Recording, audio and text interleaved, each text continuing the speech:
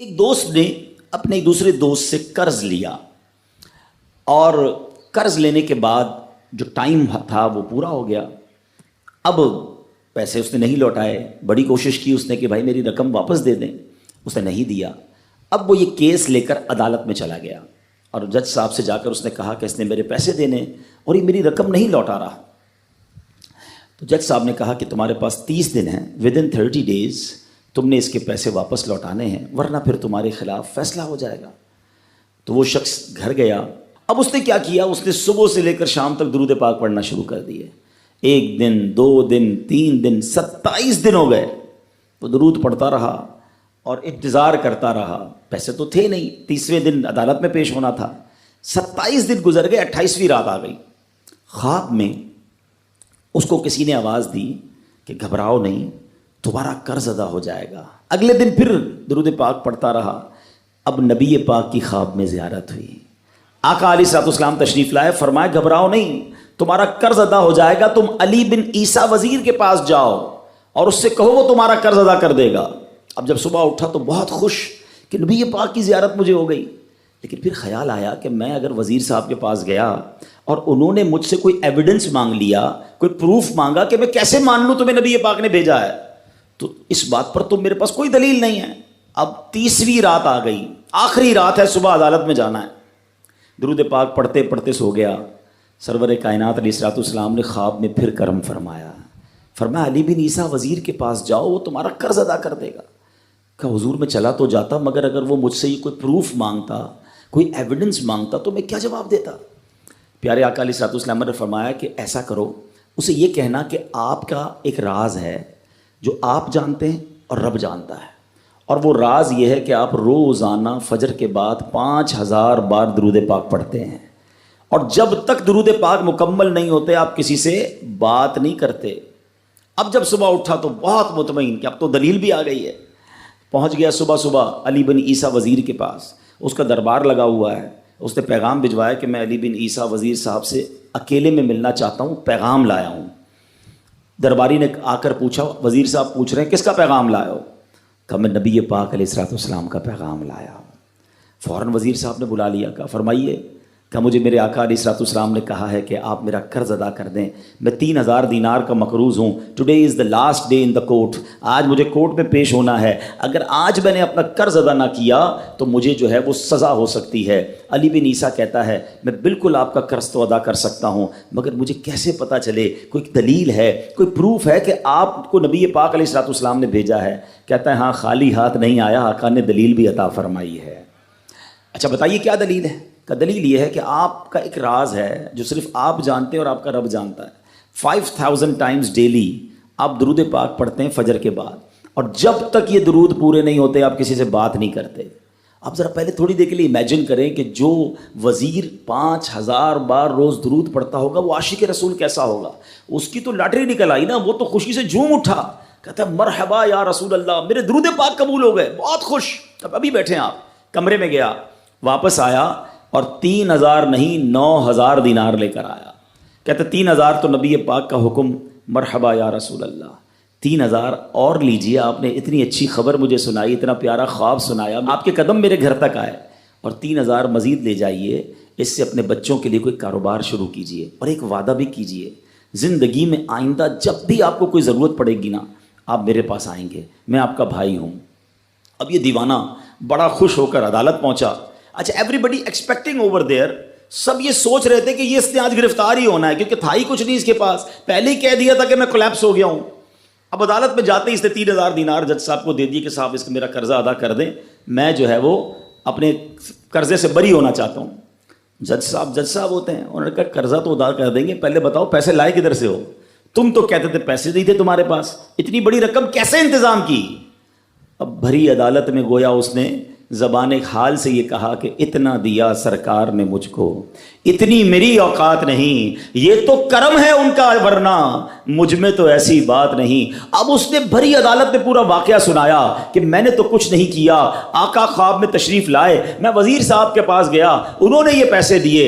سنو اس زمانے کے جج بھی کیسے ہوتے تھے، وہ جج دوران عدالت اپنے کرسی سے اٹھ کر کمرے میں چلا گیا، تھوڑی دیر بعد جج صاحب واپس آئے اور 3000 دینار اس کے ہاتھ میں دیتے ہیں۔ کیا سارا ثواب علی بن عیسیٰ لے جائے گا؟ میں بھی تو آقا کا امتی ہوں، تمہارا قرضہ میں ادا کرتا ہوں۔ اچھا، اب جس نے کیس کیا تھا، سبحان اللہ، کیا ماحول تھا، کیا انداز تھا، کیا دل تھے، وہ بھی تو دیکھ رہا ہے، کہتا ہے میں بھی تو آقا کا امتی ہوں، رکے ذرا، کاغذ قلم دیجئے، بندے کو میں قرضہ ہی معاف کر دیتا ہوں۔ اچھا، قرضہ ہو گیا معاف۔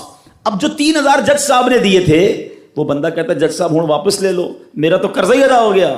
تو جج صاحب کہتے ہیں جو پیسے آقا کے نام پر نکال دیے میں نے واپس نہیں لینے، یہ سارے تم ہی لے جاؤ۔ اب یہ 12000 دینار لے کر یہ عاشق رسول جھومتا ہوا اپنے گھر پر جا رہا ہے۔ اے میرے پیارے اسلامی بھائیوں، ایک رات پہلے ایک سنگل پینی اس کے پاس نہیں ہے، اور اگلے دن 12000 دینار ہیں۔ درود پاک وہ وظیفہ ہے جو دل سے پڑھا جائے تو سبحان اللہ یہ مصیبتوں کو ٹالنے والا وظیفہ ہے، یہ پریشانیوں کو دور کرنے والا وظیفہ ہے۔ اور یہ میں نہیں کہہ رہا، خود سرور کائنات علیہ الصلوۃ والسلام کی حدیث ہے جس کا مضمون ہے کہ جو پریشانیوں میں ہو، جو مصیبتوں میں ہو، اس کو چاہیے کہ مجھ پر درود پڑھے، کہ درود پریشانیوں کو لے جاتا ہے، مصیبتوں کو لے جاتا ہے۔ ایک شاعر نے کیا خوب لکھا ہے، اور واقعی حق لکھا ہے، ہر درد کی دوا ہے صلی علی محمد، ہر درد کی دوا ہے صلی علی محمد، تعویذ ہر بلا ہے صلی علی محمد۔ تو ہمیں چاہیے، خاص طور پہ ربیع الاول کا مہینہ ہے، کثرت سے درود پاک پڑھیں۔ اسلام کی تعلیم اور اشاعت کا سلسلہ شروع کیا تو مکہ مبارک میں جتنا عرصہ رہے اس وقت تک بھی مسلمان بیت المقدس کی طرف رخ کر کے عبادت کرتے تھے۔ پھر نبی پاک علیہ الصلوۃ والسلام نے مدینے کی طرف ہجرت فرمائی، اور ہجرت کے بعد مدینہ منورہ میں بھی مسلمان 16 یا 17 مہینے تک بیت المقدس کی طرف رخ کر کے نمازیں پڑھتے رہے۔ ہجرت کے 1 سال 5.5 مہینے کے بعد 15ویں رجب پیر کے دن مسجد بنی سلمہ میں نماز ظہر کے درمیان قبلے کی تبدیلی ہوئی، اور اللہ پاک نے پیارے آقا علیہ الصلوۃ والسلام کی خواہش کے مطابق مسلمانوں کا جو کعبہ ہے، قبلہ ہے، وہ کعبہ کو فرما دیا، اور اب مسلمان کعبے کی طرف رخ کر کے نماز ادا کرنے لگے۔ اس مقام پر آج بھی مسجد قبلتین قائم ہے۔ حضرت سلیمان علیہ الصلوۃ والسلام کے بعد بنی اسرائیل کے زوال کے ساتھ ہی بنی اسرائیل 2 حصوں میں منقسم ہو گئے، تقسیم ہو گئے۔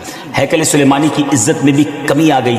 ویسے تو ہیکل سلیمانی پر کئی حملے ہوئے، مگر ایران کے بادشاہ بخت نصر نے جو فلسطین پر حملہ کیا تھا اس میں ہیکل سلیمانی کو مکمل طور پر مسمار کر دیا، اور بڑے پیمانے پر یہودیوں کا قتل عام کیا، تورات جلا دی گئی، اور اس وقت یہودی غلاموں کو دریائے فرات کے کنارے آباد کیا گیا، اور انہوں نے اس بستی کا نام تلابیب رکھا۔ اس کے بعد ایران کے پہلے کسرا خسرو نے یہودیوں کو واپس فلسطین جانے کی اجازت دے دی، تب وہ جنوبی فلسطین میں آ کر آباد ہوئے اور ہیکل سلیمانی کی اثر نو تعمیر کی، مگر یہ تعمیر بھی زیادہ عرصے قائم نہ رہ سکی، اور 70 عیسوی میں روم کے بادشاہ توتس نے ایک مرتبہ پھر ہیکل سلیمانی پر حملہ کیا، اسے مسمار کر دیا، اور یہودیوں کو فلسطین کے جنوبی حصے سے بھی نکال دیا۔ یوں فلسطین مکمل طور پر یہود سے خالی ہو گیا تھا۔ حضرت عمر فاروق رضی اللہ تعالیٰ عنہ کے عہد خلافت میں جب فلسطین فتح کیا گیا، اس وقت وہاں عربی النسل قبائل آباد تھے۔ اسلامی لشکر کے سپہ سالار سیدنا ابو عبیدہ بن جراح رضی اللہ تعالیٰ عنہ نے فتح یرموک کے بعد اسلامی لشکر کے ساتھ آپ دمشق آ چکے تھے۔ آپ نے اپنے اصحاب سے مشورہ کیا کہ قیصاریہ روانہ ہو یا بیت المقدس۔ حضرت سیدنا معاذ بن جبل رضی اللہ تعالیٰ عنہ کے مشورے پر عمل کرتے ہوئے سیدنا فاروق اعظم رضی اللہ تعالیٰ عنہ کی بارگاہ میں ایک مکتوب روانہ کیا گیا، دونوں شہروں میں سے کس شہر کا انتخاب کیا جائے۔ سیدنا فاروق اعظم رضی اللہ تعالیٰ عنہ نے جلیل القدر صحابہ کرام علیہ رضوان سے جب مشورہ کیا تو مولا علی شیر خدا کرم اللہ تعالیٰ وجہ الکریم نے فرمایا کہ اے امیر المومنین، آپ اسلامی لشکر کو بیت المقدس کی طرف روانگی کا حکم دیں۔ وہ پہلے بیت المقدس کو فتح کرے پھر کیساریہ کی طرف جائیں، کیونکہ رسول پاک علیہ الصلوۃ والسلام نے پہلے مجھے بیت المقدس کی فتح اور بعد میں کیساریہ کی فتح کی خوشخبری دی تھی۔ یہ سن کر سیدنا فاروق اعظم رضی اللہ تعالیٰ عنہ نے فرمایا، اے ابو الحسن آپ نے سچ کہا۔ پھر سیدنا ابو عبیدہ بن جراح رضی اللہ تعالیٰ عنہ کی طرف پہلے بیت المقدس اور پھر کیساریہ روانگی کا حکم لکھ کر روانہ کر دیا۔ ڈیئر ویورز، ہے نا بڑی عجیب داستان، بڑی ایمان افروز داستان۔ سیدنا ابو عبیدہ بن جراح رضی اللہ تعالیٰ عنہ کو جیسے ہی امیر المومنین کا مکتوب ملا، آپ نے روزانہ 5000 مجاہدین لشکر بیت المقدس روانہ شروع کر دی، یعنی 5000 مجاہدین ڈیلی روانہ ہوئے۔ بیت المقدس کا جو قلعہ تھا، جو فورٹ تھا، وہ بڑا مضبوط تھا۔ رومیوں نے یرموک کا حال سن کر پوری تیاری کر رکھی تھی۔ اسلامی لشکر کے جاتے ہی انہوں نے قلعے کا محاصرہ کیا، اس کو سراؤنڈ کر لیا۔ حضرت ابو عبیدہ بن جراح رضی اللہ عنہ کے حکم سے روزانہ اس فورٹ پر، اس قلعے پر حملہ کیا جاتا۔ 11 دن تک حملہ کرتے رہے، مگر کوئی خاص پیش رفت نہ ہوئی، کوئی پروگریس نہ ہو رہی تھی۔ 11ویں دن خود سیدنا ابو عبیدہ بن جراح رضی اللہ تعالیٰ عنہ، سیدنا خالد بن ولید رضی اللہ تعالیٰ عنہ تشریف لائے۔ مجاہدین نے تکبیر و تہلیل کی صدائیں بلند کی، خوب نعرے لگائے، تو رومیوں کو بھی معلوم ہو گیا کہ اسلامی لشکر کا کوئی بڑا سردار آ گیا ہے۔ وہ سب پریشان ہوئے، اپنے سب سے بڑے راہب قمامہ کے پاس گئے اور ساری صورتحال بیان کی۔ جب اسے معلوم ہوا کہ مسلمانوں کا سردار آ گیا ہے، وہ بہت پریشان ہوا اور کہنے لگا، اب تمہاری ہلاکت نزدیک ہے، کیونکہ میں نے پچھلی کتابوں میں پڑھا ہے کہ ملک شام کو محمد الرسول اللہ صلی اللہ تعالی علیہ وسلم کا ایک سرخ رنگ کا صحابی فتح کرے گا۔ اگر یہ وہی سردار ہے تو صلح کے علاوہ اب تمہارے پاس کوئی دوسری صورت نہیں ہے۔ پھر وہ اسلامی لشکر کے سپہ سالار کو دیکھنے کے لیے قلعے کے دیوار پر آیا۔ سیدنا ابو عبیدہ بن جراح رضی اللہ تعالیٰ کو بلایا۔ آپ رضی اللہ تعالیٰ جب آگے گئے تو ان سے بھی وہی بات کی۔ حضرت ابو عبیدہ بن جراح نے کہا، یا تو تم اسلام قبول کر لو یا جزیہ دے کر امان حاصل کر لو، پھر ہم سے جنگ کرنے کے لیے تیار ہو جاؤ۔ لیکن اس راہب قمامہ نے سیدنا ابو عبیدہ بن جراح رضی اللہ تعالیٰ کی بات کا کوئی جواب نہ دیا، فقط خاموشی سے وہ بس آپ کو دیکھتا رہا اور پھر واپس چلا گیا۔ اس نے اپنی قوم سے کہا کہ یہ وہ شخص نہیں ہے جس کے بارے میں میں نے کتابوں میں پڑھا ہے، لہذا تم ان سے جنگ کرتے رہو، یہ تمہارا بال بھی بیکا نہیں کر سکے۔ سیدنا ابو عبیدہ بن جراح رضی اللہ تعالیٰ نے بھی وہاں سے واپس آ کر اسلامی لشکر کو جنگ کا حکم دے دیا۔ روزانہ اسلامی لشکر اس فورٹ پر، اس قلعے پر حملہ کرتا، رومی تیروں کی برسات کرتے، دونوں طرف سے جانی نقصان بھی ہوتا، سپاہی زخمی بھی ہوتے۔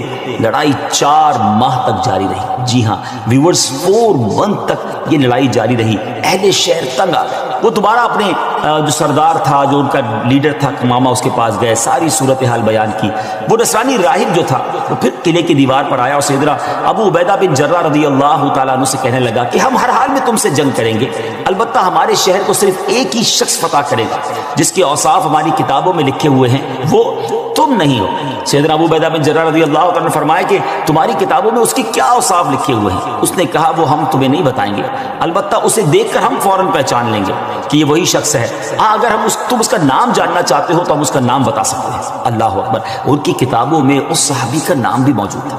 آپ رضی اللہ تعالیٰ نے فرمایا کہ ٹھیک ہے، تم اس کا نام ہی بتا دو۔ اس نصرانی راہب نے کہا کہ جو شخص ہمارے اس شہر کو فتح کرے گا وہ محمد الرسول اللہ صلی اللہ تعالیٰ علیہ وسلم کا صحابی ہوگا، اور اس کا نام عمر بن خطاب ہے، جو فاروق کے لقب سے مشہور ہوگا، اور وہ نہایت سخت گیر ہوگا، اللہ کے کاموں میں کسی ملامت کرنے والے کی ملامت کی پرواہ نہ کرے۔ سیدنا ابو عبیدہ بن جراح رضی اللہ تعالیٰ نے جیسے ہی یہ سنا